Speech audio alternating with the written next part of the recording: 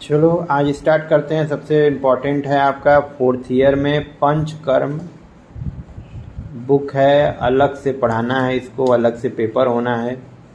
पहले काय चिकित्सा का पार्ट हुआ करता था, फोर्थ पेपर के रूप में आता था। नए सिलेबस में यह जो है फोर्थ ईयर में है और जो नया प्रॉप बनेगा उसमें थर्ड ईयर में रहेगा, यानी थर्ड प्रॉप में रहेगा। तो पंचकर्म जो है आयुर्वेद चिकित्सा का सबसे इम्पॉर्टेंट पार्ट है और यह अष्टांग आयुर्वेद में व्याप्त है। अष्टांग आयुर्वेद में व्याप्त है मतलब काय, बाल, ग्रह, ऊर्ध्वांग, शल्य, दंष्टा, जरा, विषण, 8 विधाओं में पंचकर्म का उपयोग किया जाता है। कोई विधा ऐसी नहीं है जिसमें, ऐसा नहीं कि पंचकर्म का केवल एक ही जगह एक ही व्याधि में प्रयोग होता हो। सभी व्याधियों में, सभी विभाग में, चाहे काय है, बाल है, ग्रह है, ऊर्ध्व है, सारा जो 8 अंग है सब में पंचकर्म व्याप्त है। यानी पंचकर्म का उपयोग सब जगह है व्याधि को ठीक करने में। त्रिविध चिकित्सा क्रम जो होता है जिसमें संशोधन, संशमन और निदान परिवर्जन, जिससे सभी प्रकार के रोगों का निराकरण संभव है, उसमें आपका संशोधन भी एक पार्ट है। संशोधन यानी पंचकर्म, हम शोधन कराते हैं इसके लिए। पंचकर्म तथा अन्य संशोधन कर्म संशमन चिकित्सा की पूरक चिकित्सा हैं, यानी उसके बिना कार्य नहीं होता। इसके अतिरिक्त अनेक अवस्थाओं में स्वयं भी पूर्ण चिकित्सा के रूप में होते हैं। यानी केवल वमन करा दीजिए व्याधि ठीक हो जाएगी, केवल विरेचन करा दीजिए व्याधि ठीक हो जाएगी। तो इस प्रकार ये इसका महत्व है। इसके अलावा जो है पंचकर्म विवेचन में देखिए तो पंच अर्थात 5 और कर्म मतलब कर्ता द्वारा किए जाने वाला कार्य पंचकर्म कहलाता है। पंच शब्द का विवेचन अगर करेंगे तो संख्यात्मक रूप से 5 होता है। आयुर्वेद परंपरा में दोष, रोग, कर्म, गुण आदि कल्पना जो है सर्वप्रथम संख्या बताई गई है कि दोष इतने हैं, गुण इतने हैं। इसे पंचकर्म बताया गया कि 5 कर्म। इसके अलावा एक और माना जा सकता है, चूंकि वैदिक परंपरा से है तो 5 होना या 7 होना या 9 होना कुछ मंगलवाचक होते हैं, क्योंकि ये मंगल शुभ अंक माने जाते हैं, जैसे पंच परमेश्वर, नवग्रह, इस तरह की बातें। फिर आता है चक्रपाणी का जो मत है, उन्होंने बोला कि ऐसा नहीं है कि पंचकर्म में केवल 5 ही और भी हो सकते हैं, लेकिन पंकजवत योग रूढ़ शब्द होता है। यानी जैसे पंकज का मतलब हम क्या समझते हैं, कमल का फूल, तो ये तो योग रूढ़ है। अब पंकज का मतलब क्या होता है, पंक मतलब कीचड़, ज मतलब जन्म लेने वाला। जो कीचड़ में जन्म लेगा वो पंकज कहलाएगा। तो केवल कमल क्यों हो गया, वहाँ पे कीड़े मकोड़े भी पैदा होते हैं और भी फूल पत्तियाँ पैदा होती हैं, तो उनको सबको तो आप कमल नहीं कहते हैं। पंकज से आप कमल का फूल ही समझते हैं। तो कहने मतलब योग रूढ़ हो गया, रूढ़ी शब्द हो गया वो, ठीक। इसी प्रकार पंचकर्म में विविध कर्म की चिकित्सा होने के बाद भी हम केवल पंचकर्म ही कहते हैं, ठीक। विविध कर्म का मतलब है उसमें निरू बस्ती हो रहा है, जानू बस्ती हो रहा है, कटी बस्ती हो रहा है, कितनी प्रकार की बस्तियां अपने आप में हैं, वो सबको काउंट करोगे, सिरोधारा काउंट करो, नस्या काउंट करो, तो बहुत सारे काउंट 5 के ऊपर चली जाएंगी। लेकिन सब करते हम विविध प्रकार के कर्म हैं, लेकिन हम बोलते पंचकर्म हैं, क्योंकि योग रूढ़ शब्द। ये हो गया 5 का विवेचन। अब हम आते हैं कर्म का विवेचन। क्री धातु में कर्म का अर्थ हम क्या लेंगे, क्री धातु में मनिन प्रत्यय लगाने पर कर्म शब्द बनता है, जिसका अर्थ होता है कार्य। कर्ता द्वारा किया जाने वाला कार्य, इच्छित कार्य कर्म कहलाता है। कर्तु क्रियताम आप्तु इष्टितम कर्म संज्ञा से आता है।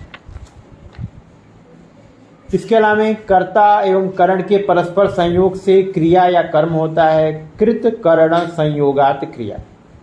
कर्म कितने प्रकार के होते हैं, तो दैव कर्म होता है, द्रव्यादि कर्म वाचक भी कर्म होते हैं, जैसे द्रव्य, गुण, रस, इसमें भी कर्म शब्द आता है। इसके अलावा प्रयत्न के अर्थ में भी कर्म शब्द का प्रयोग किया जाता है, प्रयत्नादि कर्म चेष्टम उच्यते। चिकित्सा में जो हम लोगों ने पढ़ा है कि प्रवृत्तस्तु खलु चेष्टा कार्यार्थम सैव क्रिया यत्न कार्य समारंभ, यानी चिकित्सा करने के लिए जो कार्य किया जाता है वह भी कर्म कहलाता है, ठीक है। तो चिकित्सा का अर्थ में भी प्रयोग किया जाता है, तो इसको आप ध्यान में रखिएगा। इसके अलावा जो हम इसमें जो लेके चल रहे हैं, इसमें भी कई शब्द आता है, जिसमें आता है त्रिविध कर्म, पूर्व कर्म, प्रधान कर्म, पश्चात कर्म। अब हम पढ़ते हैं पंचकर्म की परिभाषा। शरीर में विकार उत्पन्न करने वाले दोषों को स्नेहन, स्वेदन आदि कर्मों द्वारा उत्क्लेशित करके अथवा पूर्व में उत्कृष्ट दोषों को कोष्ठ में एकत्रित कर अथवा धातुओं में लीन देशों को निकाल करके मात्रा काल का विचार कर औसत द्वारा उसको निकटतम प्राकृत मार्ग, यानी पेट में है तो मुख के द्वारा, हाथों में चला गया है तो गुदा मार्ग के द्वारा, सर में है तो नस से नाक के द्वारा, निकटतम दोष के जो निकटतम मार्ग होगा, निकटतम मार्ग से निकालने की जो क्रिया कहलाती है उसको हम लोग पंचकर्म कहते हैं। ठीक। तान्य उपस्थित दोषाणाम स्नेह स्वेदो उपादने पंचकर्माणि कुर्वत मात्रा काल विचार्य। चरक का मत। पंचकर्म का क्रम क्या होता है? तो आचार्य चरक ने पंचकर्म का सर्वप्रथम प्रयोग अपामार्ग तंडली अध्याय में किया है, सूत्र स्थान 2nd चैप्टर में। और आत्रेय संप्रदाय में, यानी कि जो चरक जी का संप्रदाय, आत्रेय जी का जो संप्रदाय है फिजिशियन लोग का, वो क्या करते हैं, 5 कर्म में बमन, विरेचन, अनुवासन, निरूह और शिरो विरेचन इसकी गणना करते हैं। जबकि दूसरे जो आचार्य हैं वो लोग बमन, विरेचन और निरूह में निरूह अनुवासन दोनों हो गया, शिरो विरेचन यानी नस्य वाला हो गया, और रक्त मोच्छड़। जो धन्वंतरी संप्रदाय होंगे यानी सुश्रुत वगैरह, वो लोग रक्त मोच्छड़ को भी पंचकर्म का पार्ट मानते। तो जो 2 बस्ती अलग अलग काउंट हुई थी, निरूह और अनुवासन, उसको इन्होंने एक कर दिया और एक जगह खाली हो गई, वहाँ पे इन्होंने नस्य वो रक्त मोच्छड़ लग दिया। क्लियर? ठीक है।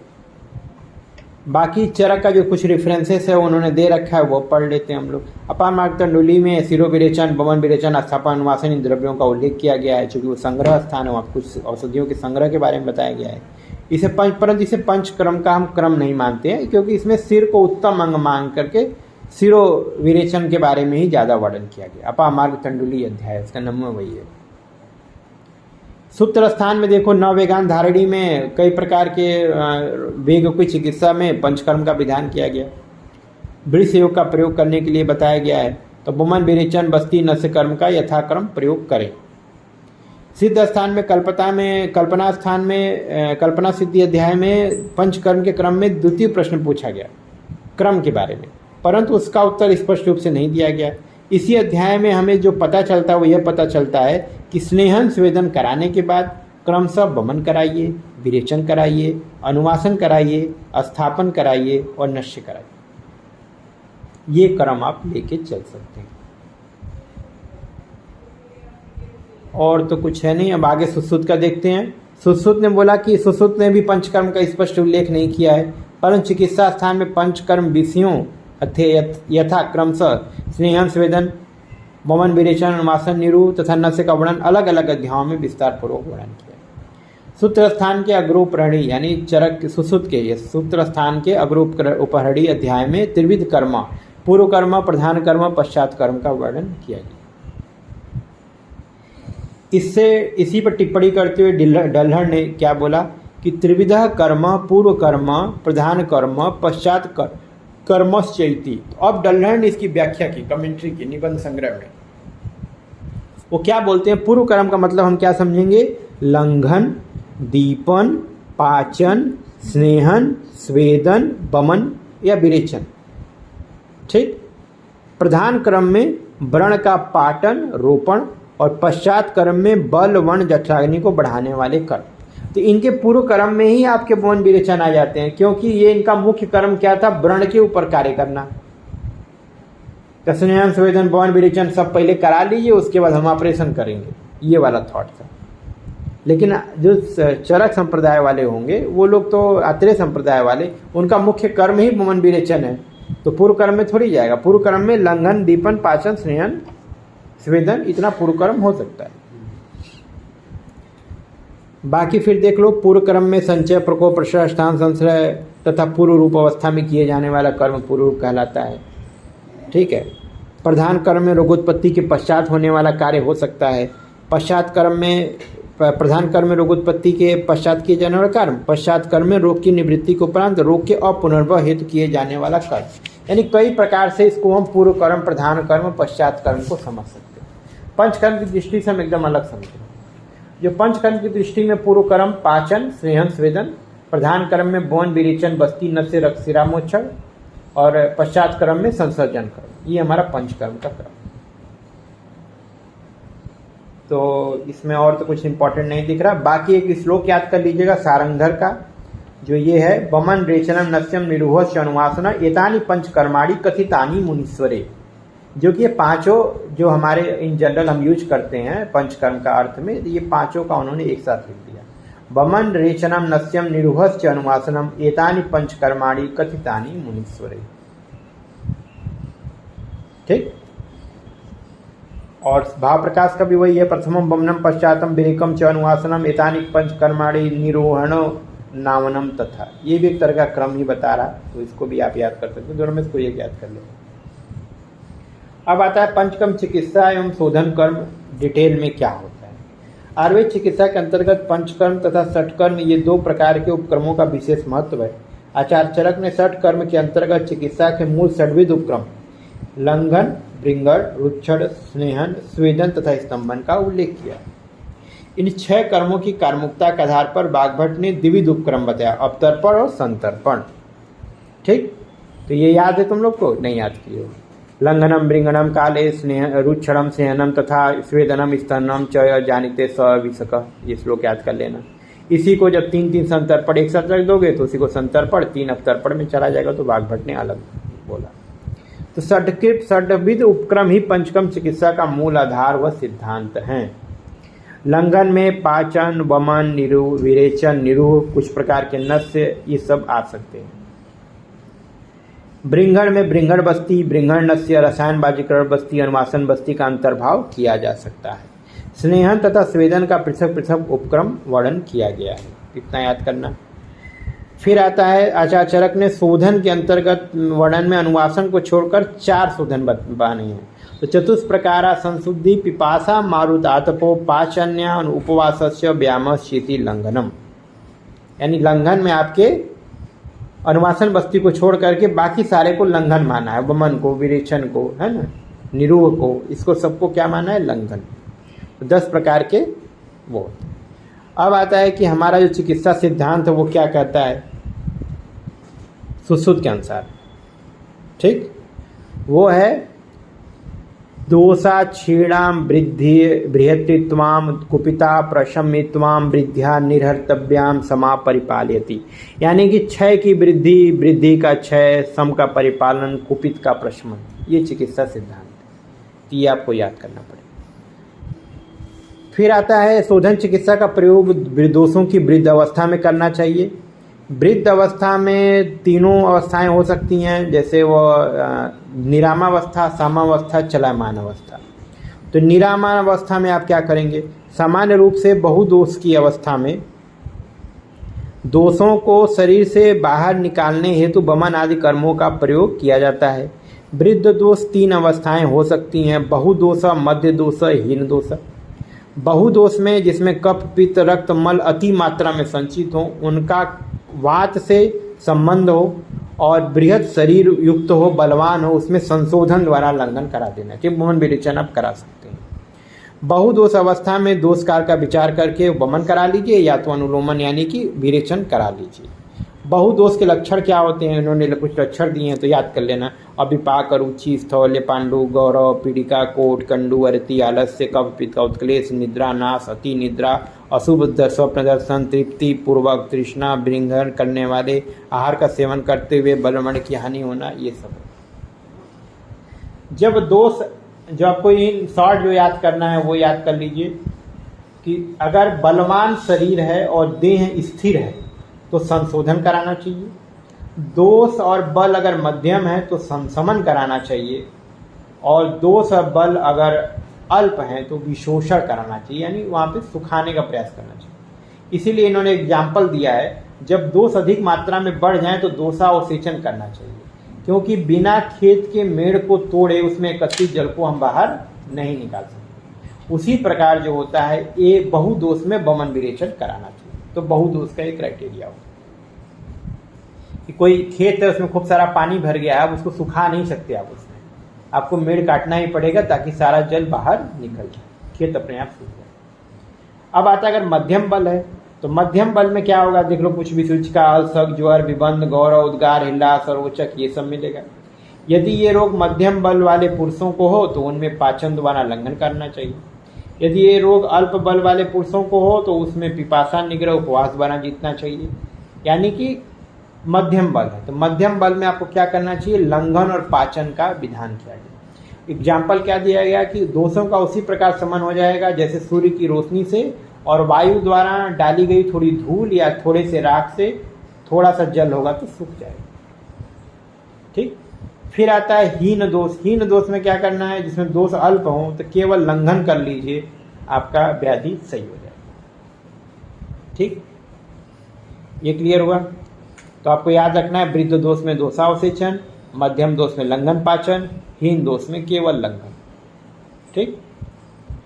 अब आता है दोषों की साम अवस्था में शोधन, यानी जब उसमें आम हो। तो आम अवस्था में शोधन जो है नहीं करना चाहिए। शरीर में अपक्व रस या आम के उपस्थित होने पर वे दोष सम्मोर्छित होकर साम दोष उत्पन्न करते हैं। अति मात्रा में दोषों की वृद्धि होने तथा संपूर्ण शरीर में व्याप्त होने पर भी यदि दोषों की सामावस्था हो और दोष धातुओं में लीन हो, दोष उत्क्लेश अवस्था में न हो, तो उनका वमन आदि द्वारा शोधन नहीं करना चाहिए। अगर आप शोधन कराएंगे तो उसी प्रकार बड़ी कठिनाई से रस इसका निकलेगा जिस प्रकार कच्चे फल का रस निकालने के प्रयास में फल का नाश हो जाता है या अल्प मात्रा में रस निकलता है। इसलिए हमको पहले स्नेहन स्वेदन के द्वारा और दीपन पाचन के द्वारा उसके दोषों को उत्क्लेशित करना है। इसीलिए हम लोग बोलते पहले दीपन पाचन कर लो, फिर घृत पान करो ताकि दोष और उत्क्लेशित हो, फिर स्नेहन स्वेदन करके उसको दोषों को कोष्ठ में ले आते हैं। तो बमन करा लेंगे, विरेचन करा तो विरेचन करा लेंगे। ठीक।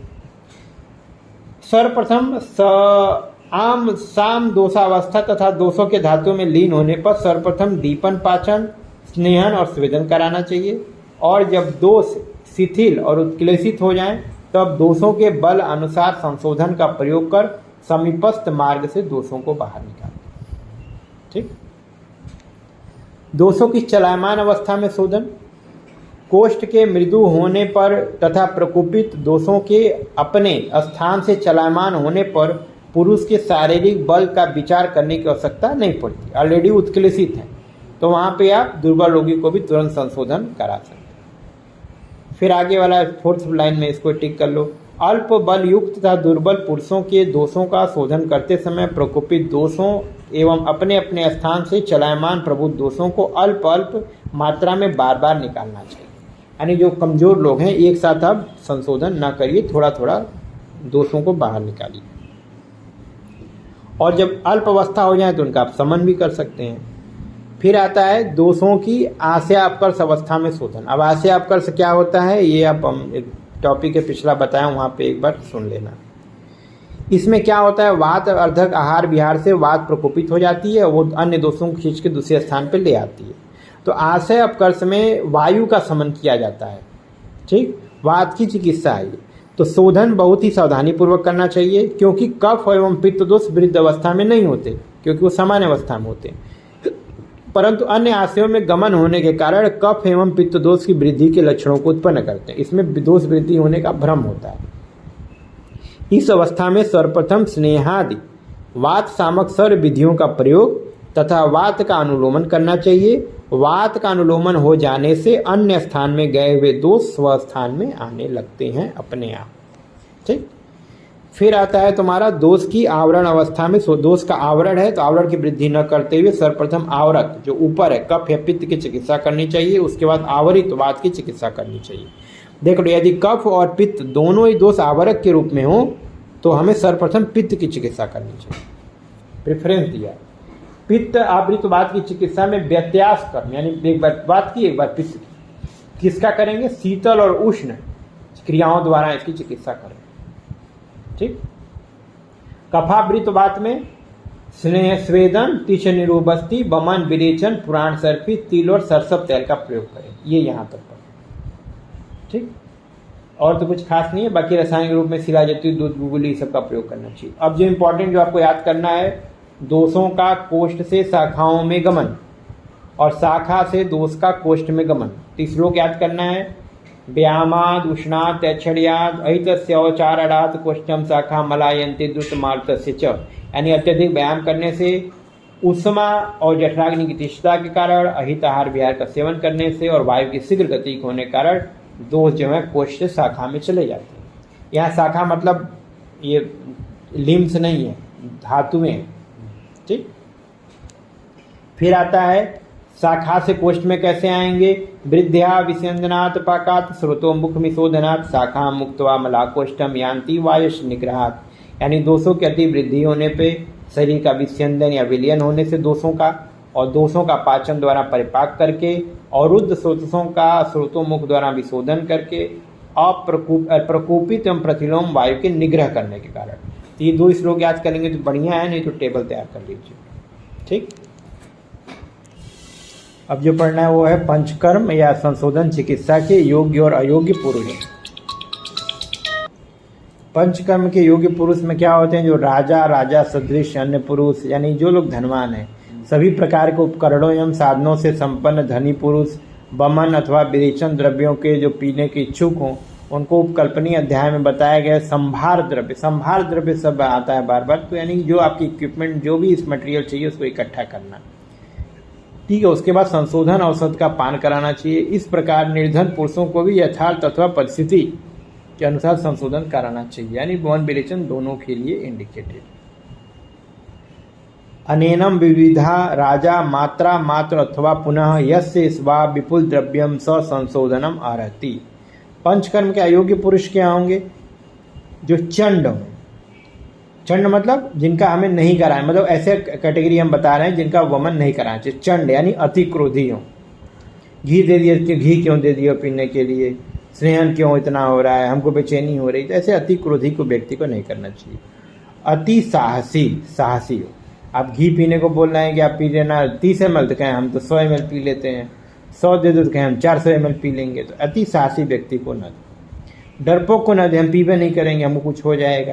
कृतज्ञ, जो चिकित्सा के और लाभों को न मानता हो, आप चिकित्सा करें, बड़ा नहीं हमारा नुकसान कर देना, हम नहीं मानेंगे, तो ऐसे लोग की चिकित्सा आपको नहीं करनी है, ऐसा आयुर्वेद में बोला गया है। व्यग्र, जो बहुत अस्थिर मन वाला हो। अनअपवाद प्रतिकारी, यानी वैद्य के निर्देश का पालन न करे। आप बोलिए हम ऐसा करना चाहते हैं, बोला हम नहीं करेंगे, हम हेल्प ही नहीं करेंगे, सपोर्ट ही नहीं करेंगे। ठीक, बोलो काढ़ा पी लो, काढ़ा नहीं पियेंगे, वो घी पी लो, घी नहीं पियेंगे, तेल पी लो, तेल नहीं, कुछ कर्म नहीं करो, हम करेंगे कैसे चिकित्सा आपकी। नास्तिक जो है उसकी चिकित्सा नहीं करिए। श्रद्धाहीन है, जो चिकित्सा कराने आ गया है लेकिन उसकी श्रद्धा नहीं है चिकित्सा में, कोई जबरदस्ती भेज दिया है तो आके बैठा हुआ है, तो उसका क्या चिकित्सा करेंगे, मत करिए। कुछ भी देंगे कहेगा लाभ नहीं हो रहा। धर्म के प्रति अत्यंत अरुचि वाले, जो धर्म के प्रति अत्यंत अरुचि, यानी जो भी उनकी ड्यूटी करते हैं बताया जाए उसको बिल्कुल न करने वाले हो।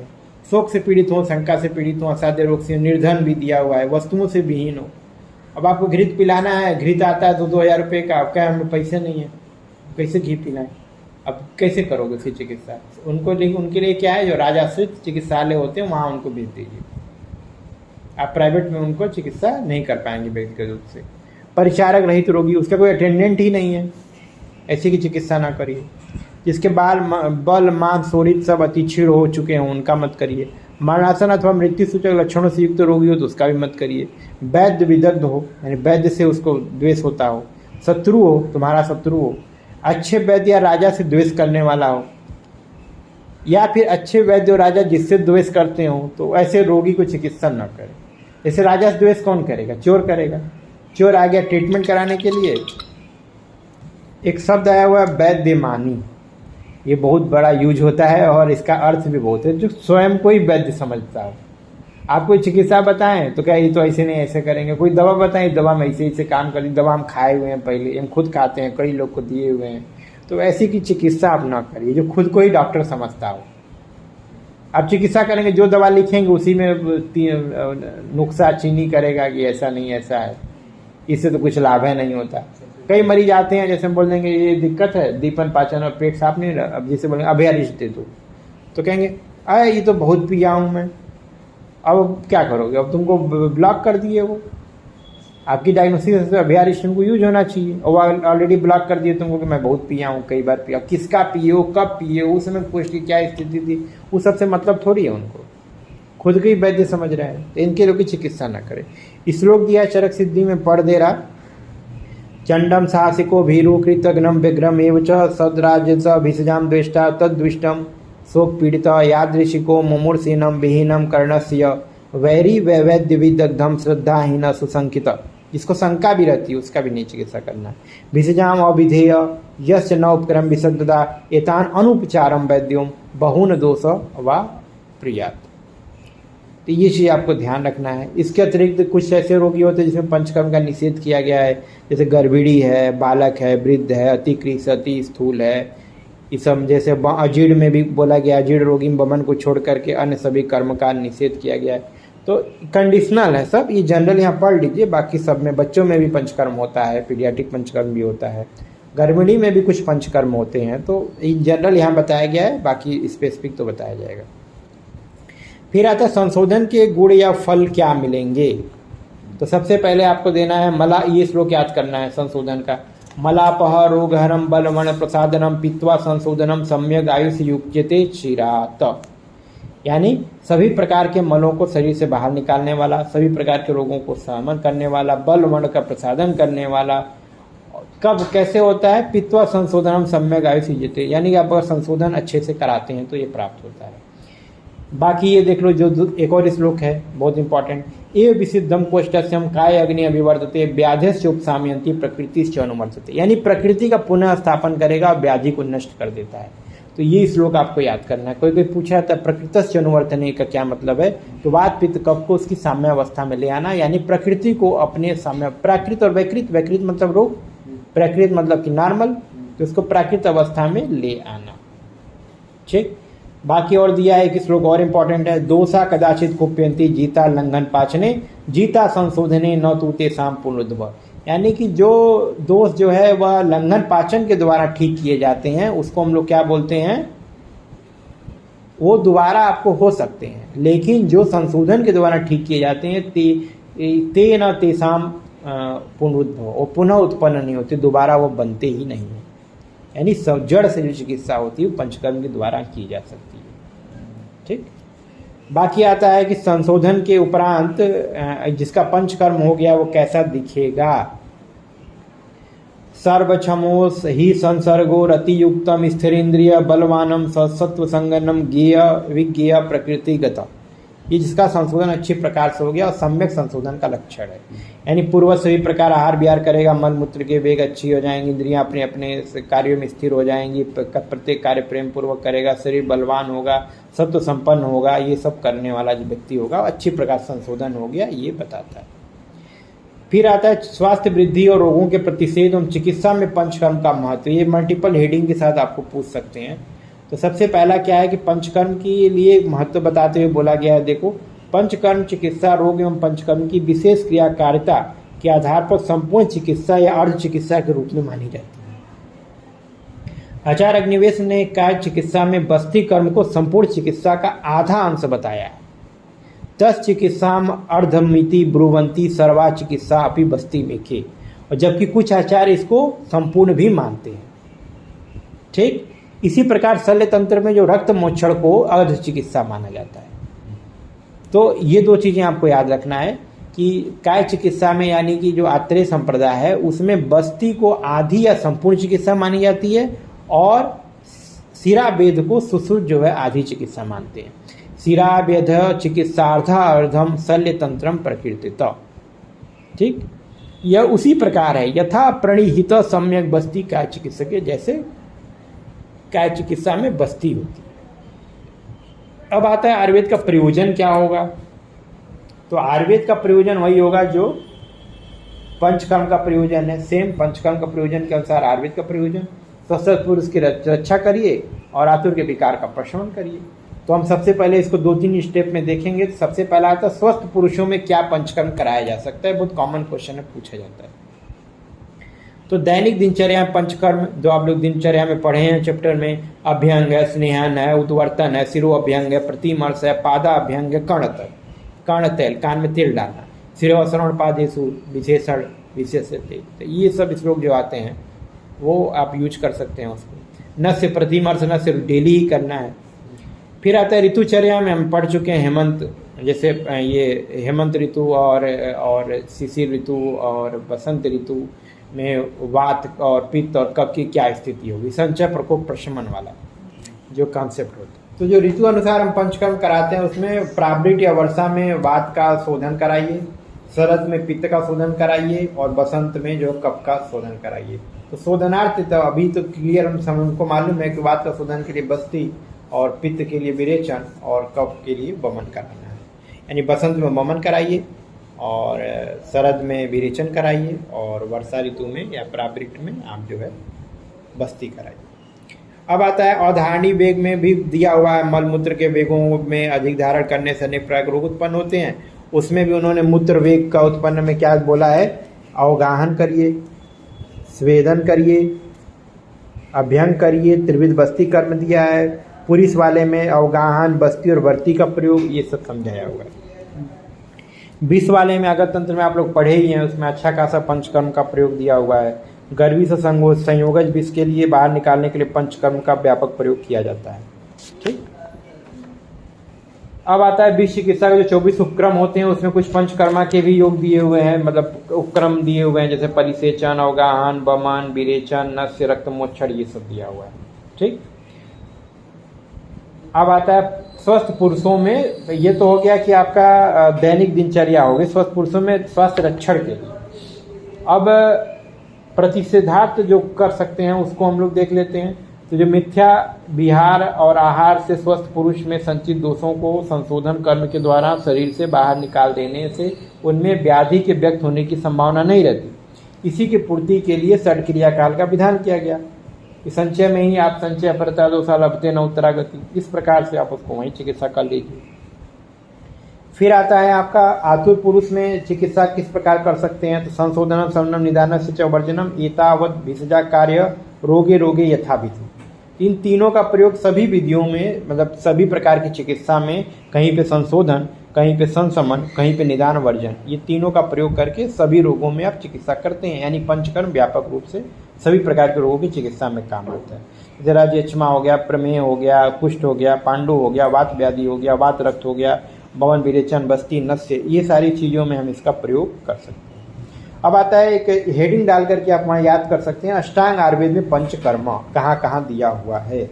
तो देखो काय चिकित्सा में उरु स्तंभ व्याधि को छोड़कर प्राय सभी रोगों में पंचकर्म कराने का विधान है। तो ये याद कर देना, उरु स्तंभ में नहीं दिया, बाकी सभी व्याधियों में हम क्या करते हैं, पंचकर्म कराते हैं। उरु स्तंभ में क्या है, एक्सेप्शन। फिर आता है शल्य तंत्र में, देखिए अर्श में स्नेहन, स्वेदन, विरेचन, भगंदर में विरेचन विधान, अर्बुद ग्रंथि में स्वेदन, संशोधन, पंचकर्म विधियों का विधान किया।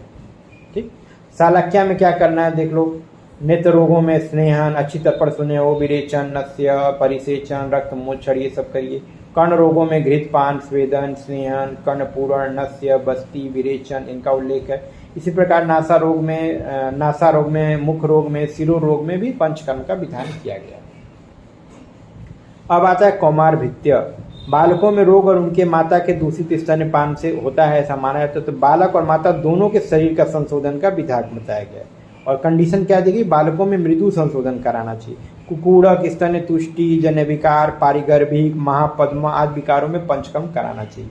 और धात्री में अगर स्तन दुष्टि यानी दूध में दुष्टि है तो उस समय स्नेहन, स्वेदन, वमन, विरेचन आदि करा कर संशोधन कराना चाहिए। अगर तंत्र में क्या होता है वो पहले ही बता चुके हैं, स्थावर और जांगम विषयों में भी चिकित्सा में वमन, विरेचन, नस्य, ये सब कराइए। भूत विद्या या ग्रह व्याधि में क्या कर सकते हैं, देखो रेवती ग्रह, पूतना, अंधपूतना, पित्त, कई सब में जो इतनी है उन्होंने अवगाहन, परिसेक, अभ्यंग, स्वेदन, घृतपान, पंचकर्म विधियों का प्रयोग बताया है।